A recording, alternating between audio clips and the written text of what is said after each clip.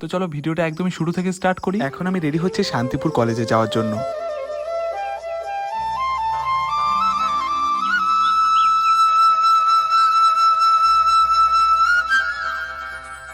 বাড়ি থেকে পাক্কা 20 কিলোমিটার বাইক চালিয়ে ফাইনালি আমি কিন্তু চলে আসলাম শান্তিপুর স্টেশনের একদমই সামনে। দেখো স্টেশনটা কিন্তু অনেকটা পরিবর্তন হয়ে গেছে। যাই হোক, তারপর আর 2-3 মিনিট গাড়ি চালিয়ে চলে আসলাম শান্তিপুর কলেজের সামনে। এখানে কিন্তু পরীক্ষার সময় হয়নি, আমাদের পরীক্ষা কিন্তু 2টো থেকে। আমি কলেজের সাইডে একটা সুন্দর ঠান্ডা জায়গা দেখে একটু বসলাম। তারপর সেখানে কিছুটা সময় কাটানোর পর চলে আসলাম গেটের সামনে। দেখো কি অবস্থা, গেটটা খুলতে এমন হয়ে যাবে ভাবতে পারিনি।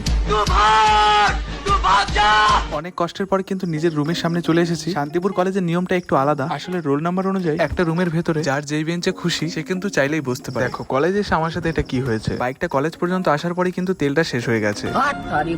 তোমরা যাই বলো, আমার ভাগ্যটা অনেকটা ভালো, মাঝ পথে তেলটা শেষ হয়নি। না হলে আশেপাশে কোথাও পেট্রোল না পাওয়া গেলে আমার খবর ছিল। দেখো আগের বার যখন আমি এক্সাম দিতে এসেছিলাম তখন কিন্তু আমি শান্তিপুর থেকে অনেক ভালোবাসা পেয়েছিলাম। এবার আশা করছি নবদ্বীপ শান্তিপুর দুদিক থেকেই ভালোবাসা পাবো। চলো দেখা যাক, আমাদের নবদ্বীপ থেকে বেশি কমেন্ট আসে না শান্তিপুর থেকে বেশি কমেন্ট আসে। আমি এখন বাড়ি যাই, তোমরা তাড়াতাড়ি কমেন্ট করো।